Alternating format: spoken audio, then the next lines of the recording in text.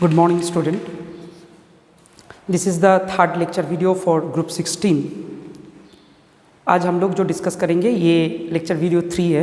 मैंने पहले बताया था कि ये एक सीरीज़ ऑफ लेक्चर चल रहा है ग्रुप 16 के ऊपर, overall you can say group P block के ऊपर। तो मैं पी ब्लॉक में फास्ट ग्रुप 16 में एक्सप्लेन कर रहा हूँ। तो ऑलरेडी 2 वीडियो बन चुका है and this is the third one. मैं आशा करता हूँ कि तुम लोग सब अच्छे हो और मैं ये भी आशा करूँगा कि तुम लोग पढ़ाई ठीक करके कर रहे हो। और ऑनेस्टली मैं बताऊँ तो जितना सारा प्रिपरेशन है ये this is the right time for taking your preparation. जब सबका कॉलेज ओपन हो जाएगा, स्कूल ओपन हो जाएगा तो थोड़ा बहुत प्रेशर तो आ जाता है।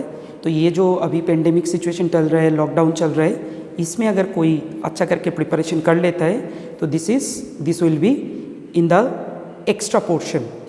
तो ये मेरा रिक्वेस्ट है कि तुम लोग अच्छा करके वीडियो देखो, उससे नोट बनाओ और पढ़ाई करो। और डेफिनेटली मैं रिक्वेस्ट करूँगा सभी को कि मेरा चैनल जो है इसको सब्सक्राइब करो, लाइक करो और जो भी तुम लोगों का फीडबैक है ये कंटिन्यूअसली मुझे देते रहो। तो इसमें मुझे मोटिवेशन मिलेगा, मैं और काम करने का मुझे हौसला मिलेगा, मैं और अच्छा वीडियो बनाने का कोशिश करूँगा।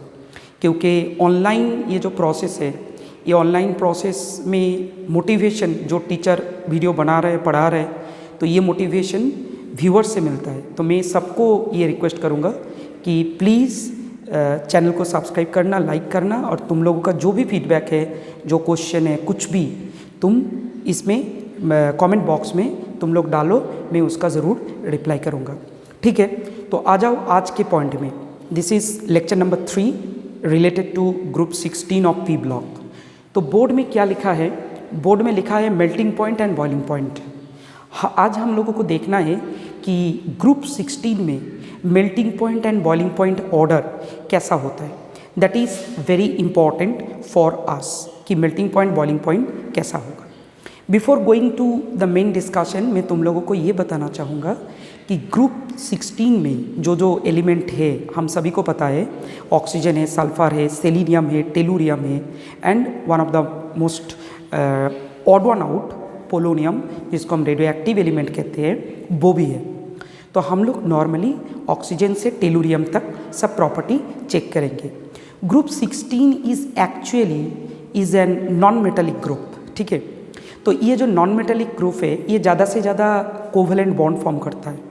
तो हम सभी को पता है कि अगर कोई चीज़ नॉन मेटेलिक होता है तो वो नॉन मेटेलिक चीज़ को उसका मेल्टिंग पॉइंट और उसका बॉइलिंग पॉइंट दोनों ही ज़्यादा नहीं होता है। ठीक है, नॉन मेटेलिक में क्या होता है ना, मॉलिकुलर कॉम्पैक्टनेस कम होता है। तो मॉलिकुलर कॉम्पैक्टनेस अगर कम होगा तो उसको मेल्ट करने में ज़्यादा टेम्परेचर नहीं लगेगा और अगर मेल्टिंग पॉइंट कम है तो उसको बॉयल करने में भी ज़्यादा टेम्परेचर नहीं लगता है।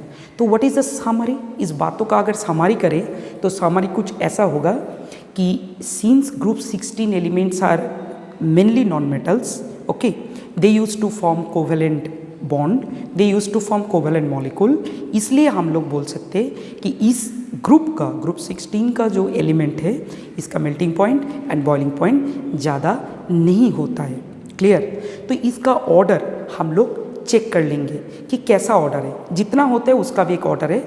मैं तुम लोगों को ये बता रहा हूँ कि सबसे ज़्यादा, अगर मैं बोलूँ कि सबसे ज़्यादा मेल्टिंग पॉइंट अगर किसी का है तो दैट इज़ टेलुरियम।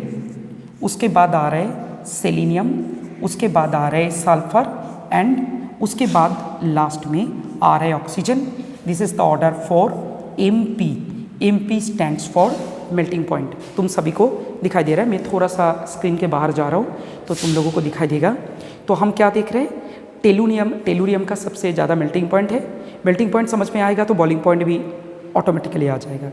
तो मेल्टिंग पॉइंट टेलुरियम का सबसे ज़्यादा है, उसके बाद सेलिनियम, उसके बाद सल्फर, उसके बाद ऑक्सीजन। ठीक है, क्यों? इसका रीज़न क्या है? इसका रीज़न ये है the increase in the magnitude of van Waal force of attraction between the atom which are linked is the main reason. मतलब एटम के बीच में जो वैन वाल फोर्स होता है वो वैन वाल फोर्स अगर ज़्यादा है तो उसमें मेल्टिंग पॉइंट ज़्यादा होगा, सिमिलरली बॉइलिंग पॉइंट भी ज़्यादा होगा, ठीक है। लेकिन अगर किसी एटम के बीच में, किसी एक दो एटम के बीच में van der Waals force week है तो उसका मेल्टिंग पॉइंट नेचुरली कम हो जाता है। तो मेल्टिंग पॉइंट अगर नेचुरली कम होगा तो बॉइलिंग पॉइंट भी कम होगा। तो तुम लोग इस ऑर्डर से देख सकते हो कि टेलुरियम का साइज सबसे बड़ा है ग्रुप 16 में। तो since the size of the tellurium is bigger, तो दो एटम के बीच में डिस्टेंस भी ज़्यादा होगा। दो एटम जब रहता है वैन डर वाल्स फोर्स, तो डिस्टेंस के लिए वैन डर वाल्स फोर्स भी कम होगा, ठीक है। सॉरी, दो एटम बड़ा होगा तो वैन डर वाल्स फोर्स ज़्यादा होगा। तो ये जो दो एटम बड़ा टेलुरियम की बात मैं कर रहा हूँ, इसका जो वैन डर वाल्स फोर्स है ये ज़्यादा है कंपेयर टू द ऑक्सीजन, क्योंकि van der Waals force depend on the size of the atom. Size छोटा होने से वैन डर वाल्स फोर्स कम होता है। तो वैन डर वाल्स फोर्स ज़्यादा होने से उस फोर्स को तोड़ने के लिए ज़्यादा टेम्परेचर देना पड़ेगा। तो इसीलिए टेलुरियम का मेल्टिंग पॉइंट सबसे ज़्यादा है और ऑक्सीजन का मेल्टिंग पॉइंट सबसे कम है। That is the thing. Same reason is also applicable for boiling point. अगर मैं बॉइलिंग पॉइंट का भी ऑर्डर बनाऊँ तो the order will be same like melting point. Same logic, अगर मैं बॉइलिंग पॉइंट को शॉर्ट फॉर्म में बीपी मेंशन कर रहा हूँ तो इसका ऑर्डर हो जाएगा टेलिनियम, टेलुरियम के बाद this is selenium and this is sulphur and this is oxygen. This is the beauty. Clear? Same logic, size बड़ा है टेलुरियम का, वैन डर वाल्स फोर्स ज़्यादा है, van der Waals force of attraction ज़्यादा है, तो इस वैन डर वाल्स फोर्स को तोड़ने के लिए तोड़ के बॉयल करना पड़ेगा।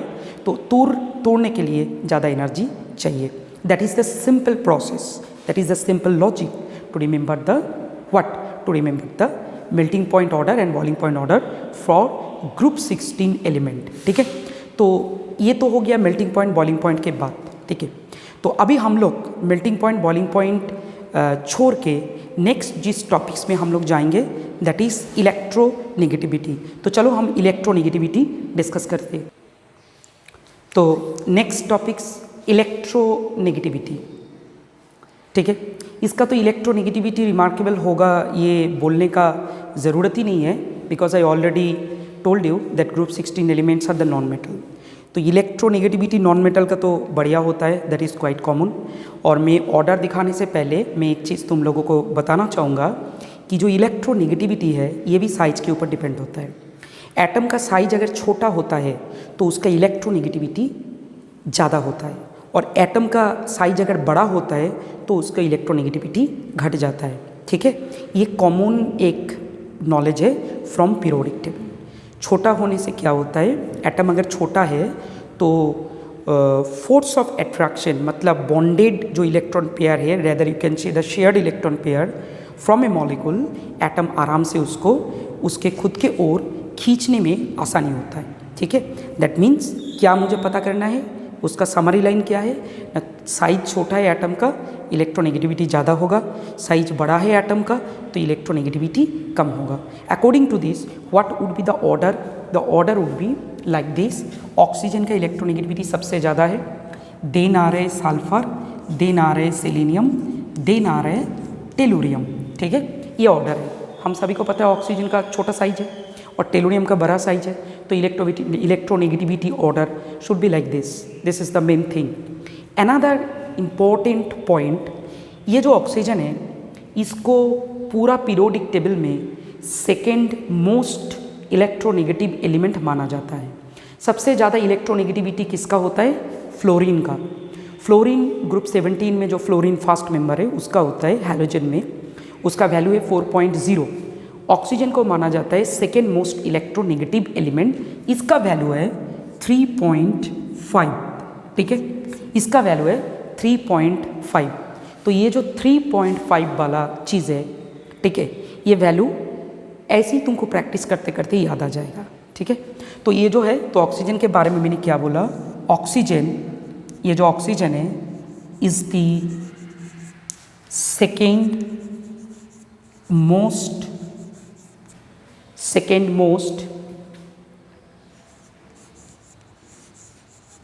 Electronegative element due to its small size. ठीक है, तो ये बोर्ड में जो लिखा है ये क्लियरली दिख रहा है। तो ऑक्सीजन का जो साइज है ये बहुत ही छोटा है। ये छोटा साइज के लिए मतलब ऑक्सीजन के बाद कौन आता है, तुम थोड़ा इमेजिन करो। ये पीरियोडिक टेबल है ये बोर्ड, तो हम लेफ्ट से राइट में जब जाएंगे अलोंग ए पीरियड, तो ग्रुप 16 में मुझे मिल जाएगा ऑक्सीजन फास्ट। उसके बाद सेकेंड पीरियड में जहाँ से तुम्हारा लिथियम से स्टार्ट होता है, ऑक्सीजन के बाद आ जाएगा fluorine. Fluorine is the highest. तो फ्लोरीन से आगे जो मेंबर है दैट इज़ ऑक्सीजन। ठीक है, ग्रुप 16 में। तो इसीलिए ऑक्सीजन का साइज छोटा है। ठीक है, तो छोटा साइज के लिए फ्लोरीन ज़्यादा छोटा है, याद रखना। तो ऑक्सीजन के साइज छोटा है। इस छोटा साइज के लिए ये जो तुम्हारा ऑक्सीजन है इसको second most electronegative element periodic table में माना जाता है। That is very interesting. तो इलेक्ट्रोनेगेटिविटी के बारे में यही इंफॉर्मेशन ग्रुप 16 से पढ़ना है, दैट इज़ इम्पॉर्टेंट। नेक्स्ट हम लोग जो पढ़ेंगे that is metallic character. Clear, क्या पढ़ेंगे? Metallic character. Okay, third property तुम लोग देख सकते हो कि अब मैंने क्या लिखा, मेटालिक कैरेक्टर। ठीक है, तो पहले मैं बोलना चाहता हूँ कि ये जो ग्रुप है ग्रुप 16, ये एक नॉन मेटालिक ग्रुप है। स्टील इस ग्रुप का जो मेंबर है, इस मेंबर को अगर हम लोग अच्छी तरह से देखें तो इसमें metal, non metal and metalloid, ये तीनों डिफरेंट टाइप तो ज़रूर मिलेगा। ऐसा बात नहीं है कि all are metal, all are non metal, not like that. लेकिन इस ग्रुप का जो पहला दो मेंबर है that is oxygen and sulphur, they are highly non metallic. Selenium and tellurium को मेटालॉइड कैरेक्टर माना जाता है, मतलब मेटल एंड नॉन मेटल के बीच दोनों प्रॉपर्टीज़ ये होल्ड करता है। और जो पोलोनियम है, जो जिसको हम रेडियो एक्टिव एलिमेंट ऑलरेडी मतलब एक डेजिग्नेशन दे चुका हूँ कि रेडियो एक्टिव एलिमेंट है, और due to this radioactivity इस पोलोनियम का बहुत सारा प्रॉपर्टीज़ बाकी मेंबर से मिलता जुलता नहीं है, उसको हम मेटल बताएंगे because it shows metallic character. तो ये बहुत इम्पॉर्टेंट एक रोल है। अगर मैंने एज ए होल ग्रुप को देखा तो मेरा पहला जो स्टेटमेंट रहेगा कि ये नॉन मेटालिक ग्रुप है, ग्रुप 16 पीरियोडिक टेबल के राइट साइड में है। ठीक है, तो नॉन मेटालिक कैरेक्टर इसमें होगा। स्टील, अगर हम लोगों ने इसको अच्छे से जानबीन किया तो पता चलेगा कि उसमें नॉन मेटालिक कैरेक्टर भी है, मेटालिक कैरेक्टर भी है, इवन मेटालॉइड्स भी है। क्लियर? बाय द वे, हम लोग पहले इसका मेटालिक कैरेक्टर का ऑर्डर बताएंगे। देखो, for your kind information, metallic character पता चलता है कहाँ से? पता है, मेटालिक कैरेक्टर पता चलता है अगर कोई एलिमेंट बहुत अच्छा तरीका से इलेक्ट्रॉन छोड़ देता है तब।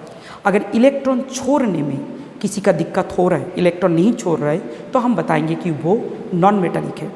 इसका मतलब है मेटल इलेक्ट्रॉन छोड़ने में मतलब छोड़ना पसंद करता है, और नॉन मेटल इलेक्ट्रॉन लेना पसंद करता है, डिपेंडिंग ऑन द साइज। कोई भी एलिमेंट का अगर साइज बड़ा है तो उसका टेंडेंसी रहता है इलेक्ट्रॉन छोड़ना, और कोई भी एलिमेंट का अगर साइज छोटा है तो उसका टेंडेंसी रहता है इलेक्ट्रॉन एक्सेप्ट करना।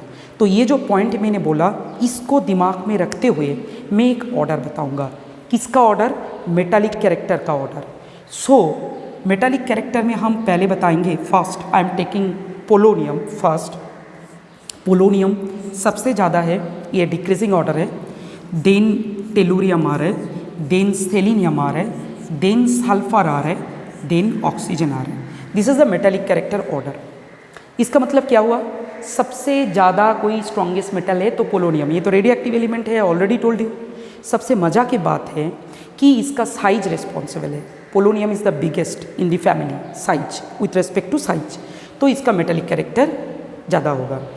टेलुरियम उसके बाद, then selenium, then sulphur, then oxygen. Metallic character सबसे कम ऑक्सीजन में। हम सभी को पता है कि ऑक्सीजन एंड सल्फर, ये दो member, these are called non metallic. Clear? आई बात समझ में? ये दो मेंबर नॉन मेटालिक। अभी हम टेलुरियम एंड सेलेनियम को पकड़ेंगे। They are metallic metalloid, they are metalloid. Clear? They are metalloid. ठीक है, तो tellurium and selenium is metalloid. ठीक है, and what about polonium? Polonium को हम मेटल बता सकते हैं. तो दैट इज द थिंग. तो ये भी स्पेसिफिक कैरेक्टर सबको पता होना चाहिए. ये तुम्हारा ऑर्डर है, डिक्रीजिंग ऑर्डर मेटेलिक कैरेक्टर का. पोलोनियम से ऑक्सीजन में ये घट जाएगा. Sulphur and oxygen non metal है. तुम्हारा टेलोरियम एंड सेलिनियम मेटालॉइड है और पोलोनियम मेटल है, रेडियो एक्टिव. तो ये 3 टॉपिक्स लेक्चर 3 में मैंने डाल दिया. ठीक है, first of all melting point, boiling point, second electronegativity and third metallic character. Next जो लेक्चर आएगा उसमें हम लोग एलिमेंटल स्टेट के बारे में बताएंगे. एलिमेंटल स्टेट के साथ एलोट्रॉप के बारे में बताएंगे. Specifically JEE mains and advance and NEET पे इस पोर्शन से बहुत सारा क्वेश्चन बनता है. The main reason is that क्योंकि इसमें बहुत सारा तुमको चीज़ पता करने का मौका मिलेगा. तो आज के लिए इतना ही. All the best. चलो फिर मिलते हैं नेक्स्ट लेक्चर वीडियो में. Okay, bye.